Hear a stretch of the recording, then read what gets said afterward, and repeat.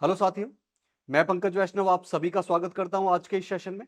आज की क्लास में हम समझने वाले हैं अपने 12th क्लास के भूगोल सब्जेक्ट की पहली किताब का चैप्टर नंबर 6 जिसका नाम है हिमानी, पवन और समुद्री तरंगों के कार्य।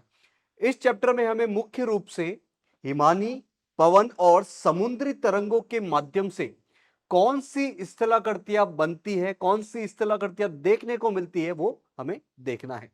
ये स्थलाकृतियां क्या होती है?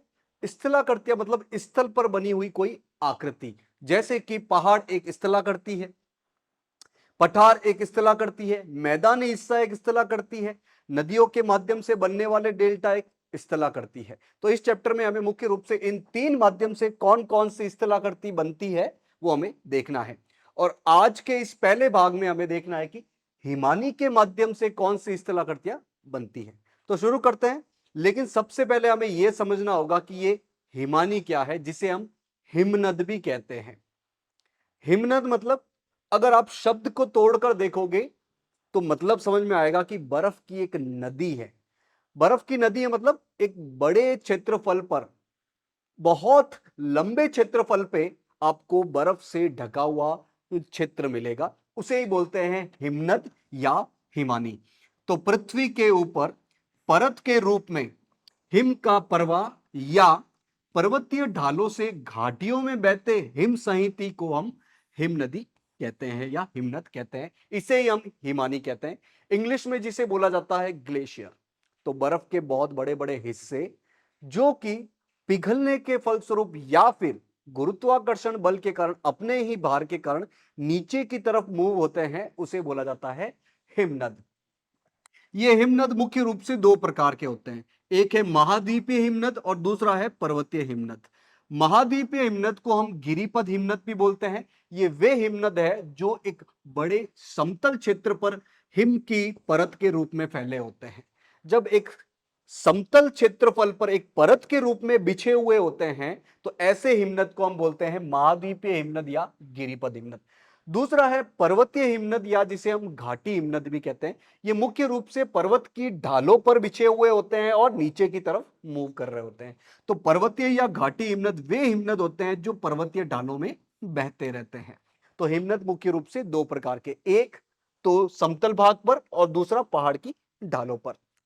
ये जो हिमनद का प्रवाह होता है वो इतना ज्यादा तेज नहीं होता, हालांकि इनका प्रवाह होता है, ये आगे बढ़ते हैं नदियों की तरह, लेकिन नदी की तरह इनका प्रवाह इतना ज्यादा नहीं होता है। ये प्रतिदिन कुछ सेंटीमीटर या फिर कुछ मीटर तक ही प्रवाहित हो सकते हैं। प्रतिदिन ये कुछ सेंटीमीटर या कुछ मीटर तक ही चलते हैं, नदी की भांति ऐसे नहीं कि वो बहुत लंबे क्षेत्र में बह रहे हो एक ही दिन में। हिमनद मुख्य रूप से गुरुत्वाकर्षण बल के कारण गतिमान होते हैं। चूंकि हिमनद बर्फ का एक बड़ा क्षेत्र है, इनके अंदर भार होता है, तो गुरुत्वाकर्षण बल के कारण ये नीचे की तरफ आगे मूव होते रहते हैं। इन हिमनदों से प्रबल अपर्दन होता है। अपर्दन का मतलब क्या होता है? कटाव होता है। इन हिमनद की वजह से, बर्फ के इन बड़े क्षेत्रों की वजह से बड़ी मात्रा में हमें कटाव देखने को मिलता है। हिमनद अपक्षय रहित चट्टानों का भी प्रभावशाली अपर्दन कर देते हैं। ऐसी चट्टानें जिनका कटाव नहीं हो सकता है, उनका कटाव भी ये हिमनद कर देते हैं, मतलब ये इतने प्रभावशाली होते हैं। और इसके कारण जो ऊंचे ऊंचे पर्वत है वो छोटी पहाड़ियों और मैदानों में परिवर्तित हो जाते हैं।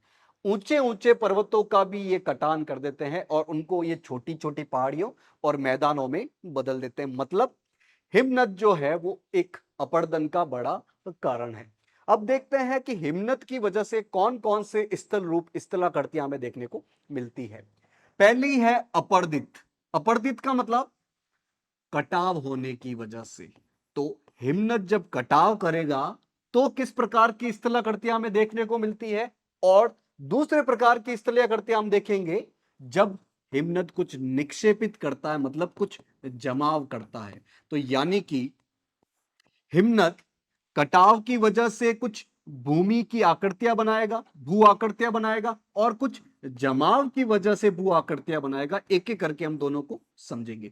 तो सबसे पहले कटाव यानी कि अपर्दित स्थल रूप को देख लेते हैं। इसमें पहला है सर्क। सर्क क्या होता है? हिमनद की घाटी के शीर्ष भाग पर एक अर्धवृत्ताकार या फिर कटोरे के आकार का विशाल गहरा गर्त, गर्त मतलब खड्डा होता है जिसका किनारा खड़े ढाल वाला होता है। मुख्य रूप से ये इस प्रकार की आकृति वाला क्षेत्र होता है और ये कटाव वाला क्षेत्र है हिमनद के माध्यम से जिनका कटाव हुआ है। तो ये कटोरे वाली आकृति है जिसके दोनों तरफ ढाल जो होती है वो तेज होती है, दोनों तरफ वाले हिस्से खड़े हुए होते हैं, इसको बोला जाता है सर्क। और ये सर्क जब और गहरा हो जाएगा तब बन जाएगा टांड। तो सर्क के बेसिन मतलब नीचे वाला क्षेत्र में अधिक हिम के दबाव से चट्टानी तली में अपर्दन द्वारा गड्ढे बन जाते हैं जिसे टांड बोला जाता है। इसी सर्क में जब ये बीच वाला हिस्सा, ये जो बेसिन वाला हिस्सा है वो और गहरा हो जाएगा बर्फ की वजह से ही, तो उसे हम क्या कहेंगे? टांड कहेंगे। सर्क और टान में जब इसी बर्फ के पिघलने से, सर्क और टान में जब इसी बर्फ के पिघलने से पानी जमा हो जाएगा, वो एक झील बन जाएगी, तो उसे हम बोलेंगे सर्क झील या टान झील।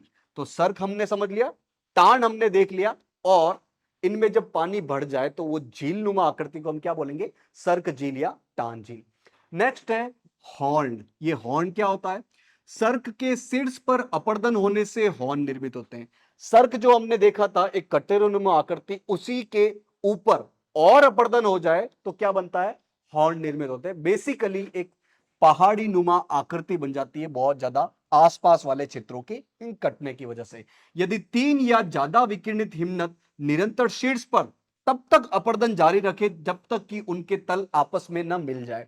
ये तल आपस में मिल जाएंगे और ऊपर एक पहाड़ी नुमा आकृति बन जाएगी, तो उसे हम कहते हैं हॉर्न। एक तीव्र किनारों वाली नुकीली चोटी का निर्माण होता है, ऐसी नुकीली चोटी बन जाएगी जिसे हम क्या कहते हैं? हॉर्न कहते हैं। लगातार अपर्दन से सर्क के दोनों तरफ की दीवारें तंग हो जाएगी, मतलब पास में आ जाएगी। सर्क की जो हमने कटोरानुमा आकृति देखी थी उसके दोनों तरफ जो ढाल होगी वो नजदीक आएगी, तंग हो जाएगी, और इसका आकार एक कंघी या एक आरी। कंघी या आरी मतलब ये ऐसे कंघे में दांत होते हैं, आरी में भी इस प्रकार के दांत होते हैं जिससे हम लकड़ी का या कुछ और चीज को काटते हैं। तो इस प्रकार की जब आकृति बन जाएगी तो उसे बोला जाएगा अरेत, या फिर इसे बोला जाता है तीक्ष्ण कटक। अभी हमने देखा हॉर्न को, तो ये हॉर्न एक पहाड़ी नुमा आकृति है, लेकिन इसी पहाड़ी नुमा आकृति को और लंबे वाले हिस्से में लेके चले जाएं, यहां से लेकर यहां तक, जो कि हॉर्न जितनी लंबी नहीं होगी, हॉर्न जितनी ऊंची नहीं होगी, इसको हम बोलते हैं अरेट। तो इसका ऊपरी भाग नुकीला होता है तथा बाहरी आकार टेढ़ा मेढ़ा होगा। उसके ऊपर नुकीली ऐसी आकृति बनेगी और जो बाहरी भाग है वो टेढ़ा मेढ़ा होगा। आल्प्स पर्वत पर सबसे ऊंची चोटी मैटरहॉर्न और हिमालय पर्वत की सबसे ऊंची चोटी एवरेस्ट, वास्तव में ये हॉर्न ही है जो कि सर्क के शीर्ष अपर्दन से बनी है।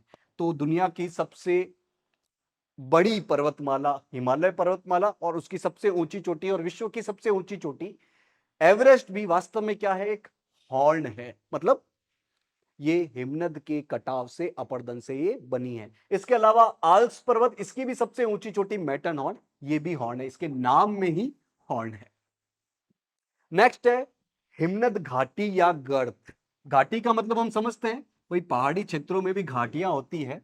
घाटियां मतलब दो पहाड़ों के बीच का क्षेत्र, जिसे हम, जैसे कि हम कहते हैं कश्मीर घाटी, मतलब दो पहाड़ों के बीच में वो स्थित है घाटी। मुख्य रूप से नदी से बनती है, लेकिन हिमनद के माध्यम से भी ये बनती है। तो हिमानीकृत घाटियां गर्त की भांति होती है, जो कि आकार में अंग्रेजी के यू जैसी होती है। मतलब इसका नीचे फ्लैट होगा, चपटा होगा, समतल होगा, और इस तरीके से ये आकृति बनी होगी। अंग्रेजी के यू अक्षर जैसी होती है, जिनके तल तो चौड़े होते हैं और किनारे चिकने और ढाल बहुत तेज होती है। इस घाटी में मलबा बिखरा होता है, इसमें मलबा बिखरा होगा जो कि ये हिमनद के माध्यम से आएगा, या फिर हिमोड मलबा दलदली रूप में दिखाई देता है। अब ये हिमोड क्या है, आने वाली स्लाइड में हम देखने वाले हैं। हिमोड जो कि हिमनद के निक्षेपण की वजह से बनता है।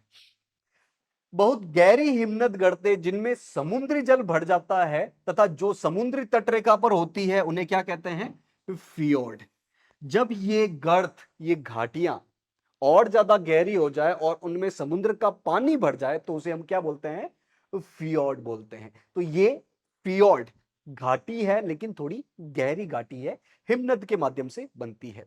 तो ये था हिमनद के अपर्दन की वजह से, उनकी अपर्दित क्रियाओं की वजह से जो स्थलाकृतियां हमें देखने को मिलती है। अब देखते हैं हिमनद के निक्षेपित स्थल रूप कौन कौन से हैं।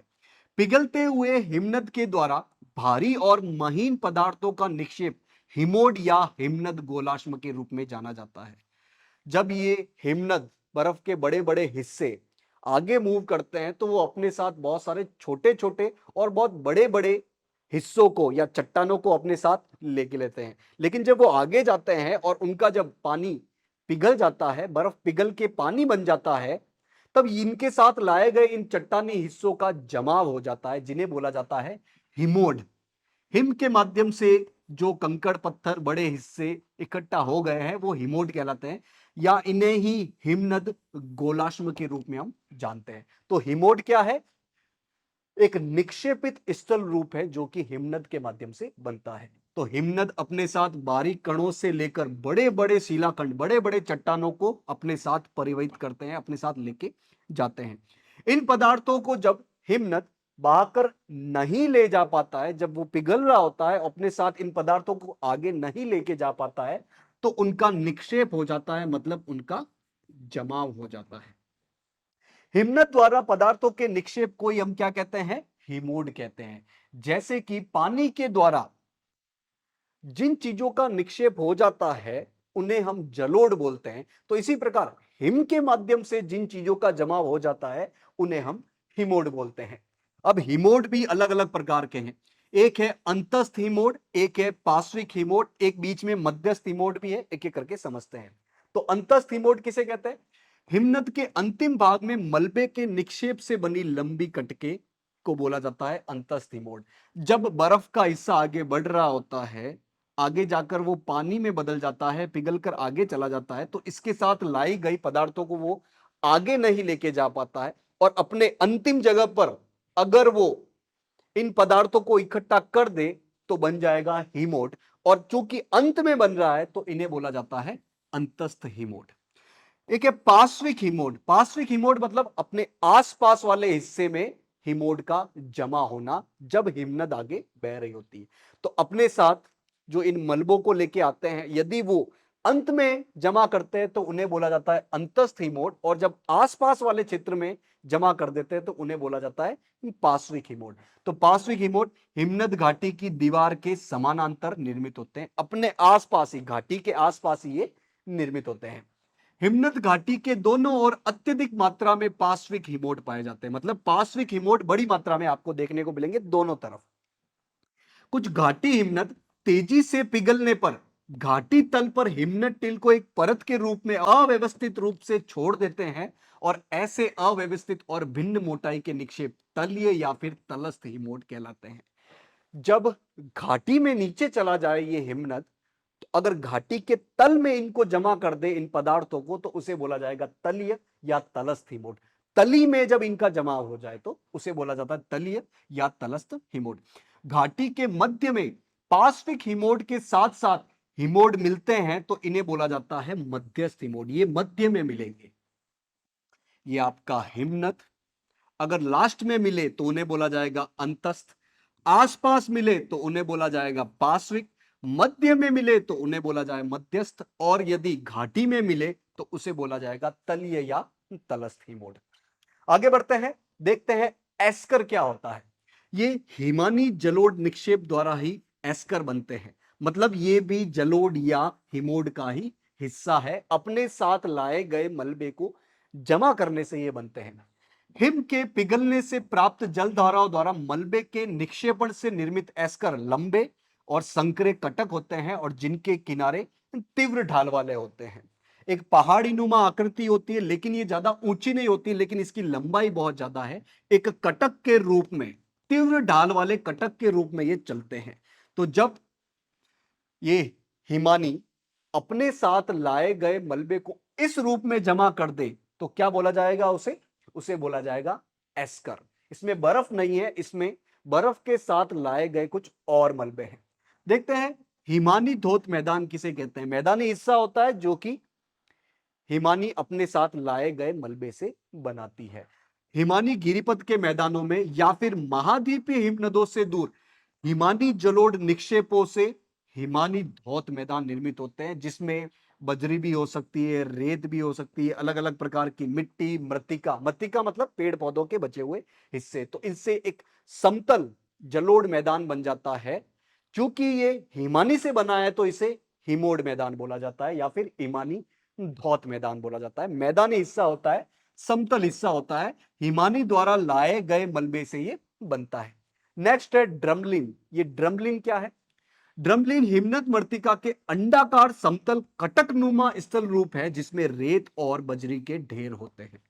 ये ड्रमलिन जो है वो इस प्रकार की आकृति है। एक तरीके से उसका ढाल बहुत तेज है और दूसरी तरफ ढाल बहुत कम है।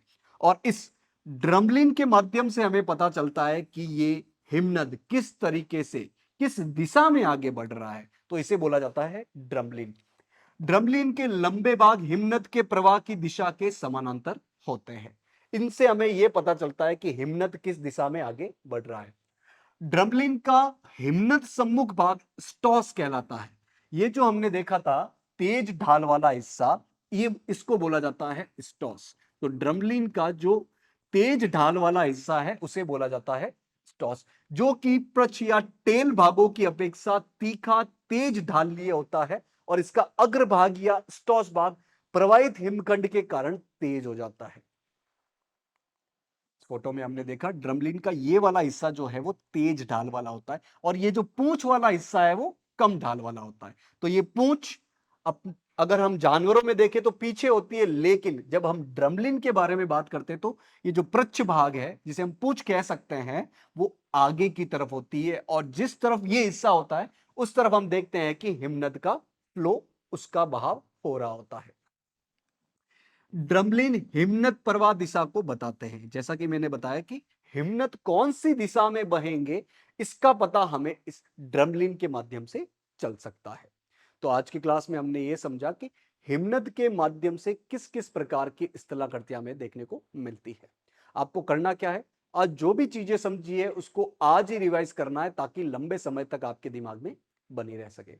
आशा है कि आज की क्लास में आपको चीजें समझ में आई होगी। आज के इस सेशन से जुड़ने के लिए आप सभी का बहुत बहुत धन्यवाद।